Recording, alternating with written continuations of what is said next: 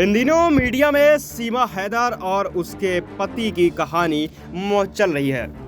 इन दिनों पाकिस्तान के सीमा हैदर और ग्रेटर नोएडा के सचिन मीणा की कहानी कुछ इस तरह से सुर्खियों में है कि यह वाकया पूरे के पूरे नेशनल मीडिया पर चल रहा है। ये इश्क ऐसा परवान चढ़ा कि सीमा हैदर पहले दुबई से नेपाल होते हुए ग्रेटर नोएडा के रबीपुरा गांव में पहुंच गई। इसे महीने की 4 तारीख को सचिन और उसके पिता के साथ सीमा को पुलिस ने गिरफ्तार कर लिया था। हालांकि बाद में सभी को जमानत पर रिहा कर दिया गया। फिलहाल सीमा अपने प्रेमी के साथ ही रह रही है और दावा करती है कि वह पाकिस्तान नहीं जाना चाहती है।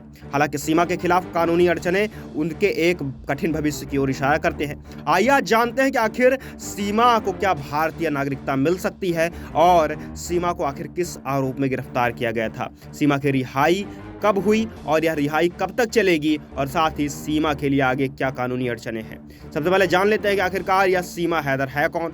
सीमा हैदर एक पाकिस्तानी महिला है जो सिंध प्रांत की निवासी है। 27 वर्षीय सीमा का पूरा नाम सीमा गुलाम हैदर है।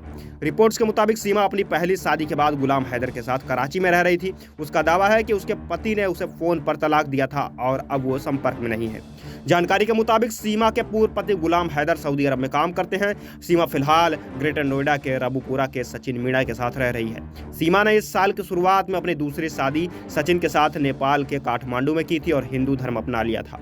बता दें कि सीमा और सचिन के बीच पबजी गेम खेलने के दौरान जान पहचान हुई थी। वहीं कोरोना कॉल में ऑडियो कॉल के जरिए दोनों में नजदीकियां बढ़ने लगी थी।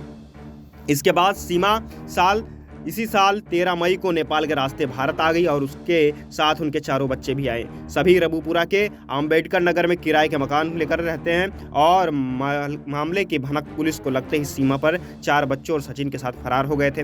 पुलिस टीम को 4 जुलाई को हरियाणा के बल्लभगढ़ से पकड़ा गया इनको और इसके बाद आखिरकार उनकी गिरफ्तारी हुई। बता दें कि इसके बाद उनकी गिरफ्तारी के बाद उनकी जो है 30,000 रुपये के 2 निजी मुचलके जमा कराने के लिए कहा गया था और आखिरकार उनकी कुल मिलाकर के रिहाई हो गई थी। लेकिन अभी भी यह मामला काफ़ी पेचीदा बनता जा रहा है। कुल मिलाकर के अगर बात करें तो सीमा और सचिन की शादी हो चुकी है और सीमा किसी भी कीमत पर सचिन को छोड़ने को तैयार नहीं है। उसका कहना है कि अगर वह पाकिस्तान जाती है तो वह मर जाएगी क्योंकि वहां पर उसे मार डाला जाएगा। भारतीय कानून की नज़र में सीमा हैदर एक अवैध प्रवासी है। अवैध प्रवासी वो विदेशी होते हैं जो या तो पासपोर्ट और वीज़ा जैसे वैध यात्रा दस्तावेजों के बिना भारत में घुस जाते हैं। इसके साथ ही वह व्यक्ति भी अवैध प्रवासी कहलाता है जो वैध दस्तावेजों के साथ देश में प्रवेश करता है लेकिन वीज़ा के समय सीमा खत्म हो चुकी होती है। आमतौर पर अवैध प्रवासियों को भारतीय नागरिकता प्राप्त करने से प्रतिबंधित किया जाता है। विदेशी अधिनियम और पासपोर्ट अधिनियम 1920 के तहत अवैध प्रवासियों को कैद या फिर निर्वासित किया जा सकता है, यानी कि उसे भारत से बाहर निकाला जा सकता है। ये 2 अधिनियम केंद्र सरकार को भारत में विदेशियों के प्रवेश, निकास और निवास को नियमित करने का अधिकार देते हैं। कुल मिलाकर के विदेशी अधिनियम 1946 भारत में विदेशियों के प्रवेश, मौजूदगी के बारे में, प्रस्थान के बारे में और यह सरकार को विदेशियों में प्रवेश रहने वाले और उन शर्तों के संबंध में नियम बनाने का अधिकार देता है जिसके तहत उन्हें भारत से निकाला जाता है।